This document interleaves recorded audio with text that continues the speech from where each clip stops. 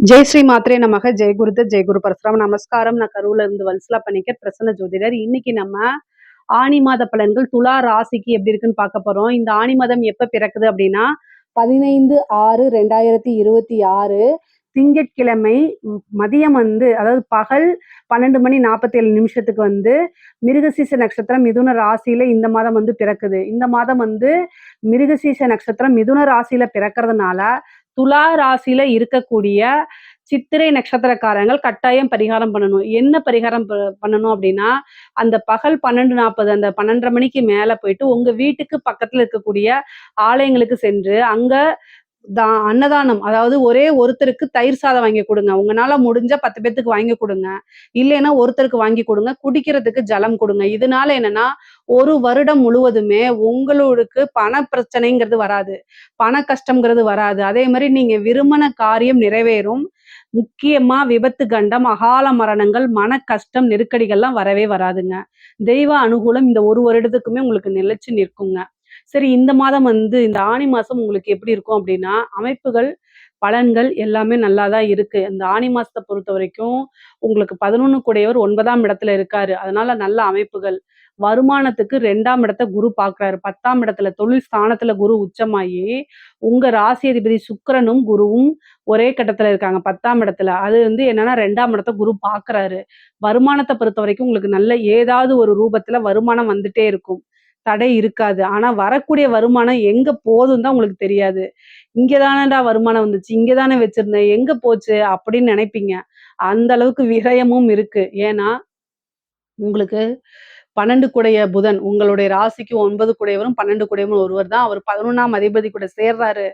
அப்புறம் 10ஆம் இடத்துக்கும் வராரு. விரயம் அப்படிங்கிறது இந்த மாசம் தலைக்கு மேல போகும். வருமானம் ரூ.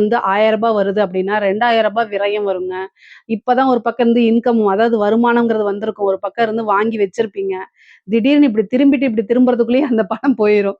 சை அப்படின்னு போயிரும். அது எங்க போகுதுன்னே தெரியல. அந்த அளவுக்கு உங்களுக்கு இந்த மாசம் செலவுகள் அதிகரிக்கும். ஆனா வெட்டி செலவுன்னு சொல்ல மாட்டேன்.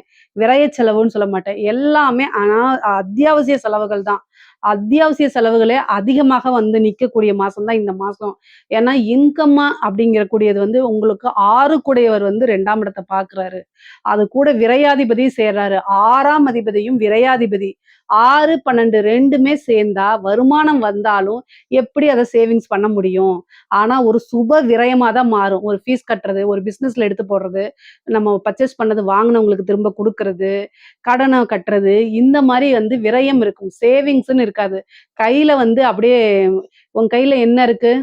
அப்படிங்கிற மாரி வடிவேலு என்னப்பா பேங்க் அக்கவுண்ட்ல எவ்வளோ இருக்குன்னு கேட்கும்போது, வடிவேல் காமெடி இருக்கும்ல. அந்த இத எடுத்துட்டு காமிப்பார்ல, ஒண்ணுமே இல்ல. பாக்கெட்ல ஒண்ணுமே இல்லன்னு. அந்த மாரி தான் நீங்க நெனச்சுக்கணும். அந்த அளவுக்கு தான் உங்களுக்கு இருக்கு. என்னடா காமெடியா சொல்றேன், என்னோட கஷ்டம் உங்களுக்கு காமெடியா நீங்க நெனைக்காதீங்க. எல்லா விஷயத்தையும் காமெடியா எடுத்து போய் பழகிக்கங்க. இந்த மாசம் கூடுதலான நெறைய ஜோக் பார்த்து மனச தேத்திக்கணும். வருமானம் எந்த அளவுக்கு இருக்குமோ, அந்த அளவுக்கு உங்களுக்கு செலவுகளும் அதிகமாக இருக்கும். வருமானம் வந்துட்டா பரவாயில்லையே அப்படிங்க நினைப்பீங்க. செலவுகள குறைக்கிறதுக்கு வழிபாடுகள் பண்ணிக்கங்க. முக்கியமா பார்த்தீங்கன்னா, உங்களுக்கு 9ஆம் இடத்துல சூரியன் 9 கூடைய புதனும், சூரியனும் சேர்ந்து இருக்கிறாங்க. அதனால நீங்க சிவபெருமான் வழிபாடு பண்ணிக்கங்க. அது ரொம்ப நல்லது. வெட்டி வேர் இருக்கு பார்த்தீங்களா? அத கொண்டு போய் குடுத்துட்டு, ஒரு பன்னீர் வாங்கி குடுத்துட்டு, சிவபெருமான வழிபாடு பண்ணும்போது, உங்களுக்கு வருமானம் வரும். அதே நேரத்தில செலவுகள் கம்மி பண்ணப்படும். அதே மாரி ஏதாவது ஒரு ரூபத்தில உங்களுக்கு சேவிங்ஸ் அப்படிங்கிறது கிடைக்கும். அதாவது ரொட்டேஷனுக்காவது எல்லா விஷயத்தையும் சமாளிக்கக்கூடிய தன்மை வரும். தெய்வ பலம் இருந்துச்சுன்னா, கிரக பலத்த மிஞ்சினது தான் தெய்வ பலம். அப்ப தெய்வ பலம் நமக்கு இருந்துச்சு அப்படின்னா, எல்லா விஷயத்தையும் ஈஸியா ஹேண்டில் பண்ண முடியுங்க. முக்கியமா தொழில்ல உங்களுக்கு நெறைய மாற்றம் இருக்கு. இந்த மாதத்துல இருந்து தொழில்ல ஒவ்வொரு விஷயமா மாறிக்கிட்டே இருக்கும். ஏன்னா, இப்பதான் குரு உங்களுக்கு வந்திருக்காரு. குரு உச்சமா இருக்காரு. உங்களுக்கு 3, 6 குடைவர் 3ஆம் இடம்ங்கிறத மாற்றம். அப்போ ஒரு இடத்துல இருந்து இன்னொரு இடத்துக்கு சேஞ்ச் பண்றது. தொழிலையோ அல்லது தொழிலுக்கான இடத்தையோ அல்லது உத்தியோகத்தையோ இது மாரி ஏதாவது ஒரு விஷயத்த மாற்றம் அப்படிங்கிறது இந்த மாதம் உங்களுக்கு இருக்கு. ஆனா அந்த மாற்றம் எப்படி இருக்கும்? நல்ல விதமா இருக்கும். கவலையே படாதீங்க. நல்ல மாற்றங்கள் உறுதியாக துலா ராசிக்கு உண்டு. இந்த மாதத்துல இருந்து படிப்படியா எல்லாமே மாறிரும். அதிலிருந்து உங்களுக்கு சக்சஸ் தாங்க. கவலையே பட வேண்டாம். இந்த மாதத்துல அஷ்டமத்துல செவ்வாய் வராரு. வண்டி வாகனங்கள்ல போகும்போது நிதானமா இருங்க. அஷ்டமத்துல ஒரு கிரகம். 2, 7 குடையவர் செவ்வாயா போய் அஷ்டமத்துல வராரு. ஒண்ணு வாகனம், இல்ல அப்படின்னா உங்க லைஃப் பார்ட்னர். இது 2 பேத்துலயும் பிரச்சனை இருக்கு. நான் என்ன பிரச்சனைங்கிறது தெளிவா சொல்றேன். உங்களுக்கு வீட்ல ஒரு விஷயத்த சமாளிக்க முடியாம ஆல்ரெடி ப்ராப்ளம் இருந்தாலும், வெளியில சாரி உங்களுக்கு வெளியில வந்து பார்த்தீங்கன்னா, பிசினஸ் ரீதியாவோ அல்லது வந்து உங்களோட உத்தியோக ரீதியாவோ கொஞ்சம் பிரஷர் நெருக்கடிகள் அதிகமாக இருக்கும். பணிச்சுமைங்கிறது அதிகமா இருக்கும். அப்பாடா! அப்படின்ட்டு வந்து வீட்ல உட்கார்ந்தீங்க அப்படின்னா, 2, 7 கூடையவர் யாரு? செவ்வாய். அவரு போய் அஷ்டமத்துல. அப்பதான் வந்து ஒரு விஷயத்த சொல்லுவாங்க. அப்ப தேவையில்லாத சண்டை வரும். அது ஆணாக இருந்தாலும் சரி, பெண்ணாக இருந்தாலும் சரி, கணவனாக இருந்தாலும் சரி, மனைவியாக இருந்தாலும் சரி, இது வந்தே தீரும் இந்த மாசம்.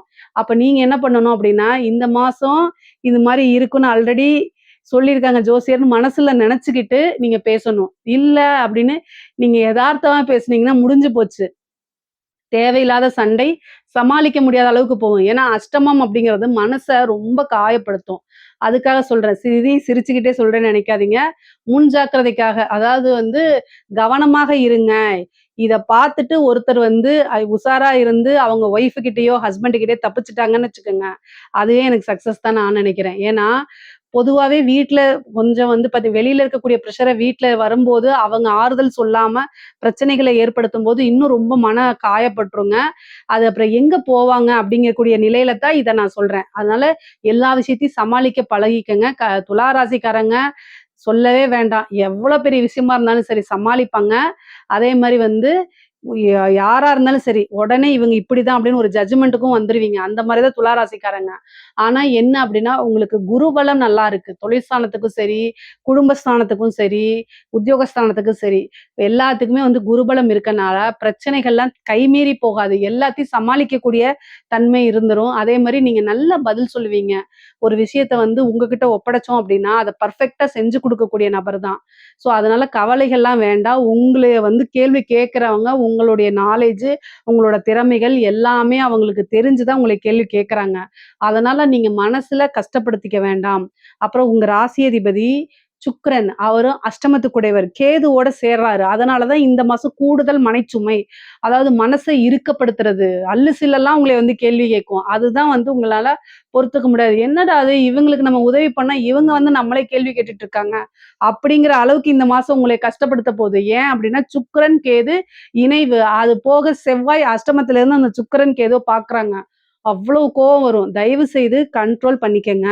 சுக்கிரன், கேதுவே வந்து என்னன்னா உணர்ச்சிய தூண்டுறது. உங்களை வந்து சண்டைக்கு வாடா அப்படின்னு கூப்பிடுறது. நீங்க உணர்ச்சி வசப்பட்டு ஏதாவது ஒரு வார்த்தை சொன்னீங்கன்னா, அந்த வார்த்தைய பிடிச்சுட்டு அப்படியே வந்து பேசிருவாங்க. தயவு செய்து இந்த மாசம் மட்டும் தயவு செய்து பேசவே பேசாதீங்க. சரி ஓகேங்க பார்த்துக்கலாம் அப்படிங்கிற மாரி சாஃப்ட் ஆயி எஸ்கேப் ஆயிடுங்க. இல்ல அப்படின்னா அத வச்சு உங்களை லாக் பண்ணுவாங்க. உங்களை வந்து வல விரிச்சு பார்க்கறது. நீங்க சிக்குவீங்களா, சிக்க மாட்டீங்களான்னு. இதுலருந்து எஸ்கேப் ஆயிட்டீங்க. கட்டாயம் அவங்க தான் உங்களுக்கு கீழ மண்டி போட்டு நிக்கணும். அந்த மாரி ஆயிருவீங்க. அதனால தயவு செய்து இந்த மாசம் பொறுமையும், நிதானத்தையும் கடைபிடிங்க. மத்த எல்லா விஷயமும் உங்களுக்கு ரொம்ப நல்லா இருக்கு. பொதுவாவே வருமானம் அப்படிங்கிறது வந்துட்டாலே, மீதி எல்லா பிரச்சனையும் உங்களுக்கு சால்வ் ஆயிரும். அததான் எதிர்பார்ப்பீங்க. உத்தியோகத்திலயும் உங்களுக்கு மாற்றம் இருக்கு. தொழில்லயும் உங்களுக்கு நல்ல மாற்றங்கள் இருக்கு. பெண்கள பொறுத்தவரைக்கும் கணவருடைய தேக ஆரோக்கியத்துல கவனமாக இருங்க. துலா ராசி பெண்களே, அஷ்டமத்துல செவ்வாய் வருது. வண்டி வாகனங்கள்ல போகும்போது கவனம். கணவர் வந்து பார்த்தீங்கன்னா, கணவர்னால மன கஷ்டம் உங்களுக்கு இருக்குது. அதனால அவருடைய தேக ஆரோக்கியத்திலயும், அவரோட நடவடிக்கைகள்ல ஏதாவது மாற்றங்கள்னா பொறுமையா எடுத்து சொல்றதுலயும் இருங்க. சண்டை சச்சரவுகள்லாம் வரும். ஆனா, அது எல்லாமே சமாளிக்க முடியது தான். 3ஆம் நபர்களுக்கோ, வெளிநபர்களுடைய தலையீடோ உள்ளுக்குள்ள கொண்டு வராதீங்க. அதுக்கு அனுமதிக்காதீங்க. அப்புறம் கோர்ட்டு கேஸு, பஞ்சாயத்துங்கிற மாரிலாம் போயிரும். அதனால தயவு செய்து அமைதியா இருந்து நிதானமா எல்லா விஷயத்தையும் கடைபிடிங்க. அதுதான் ரொம்ப நல்லது.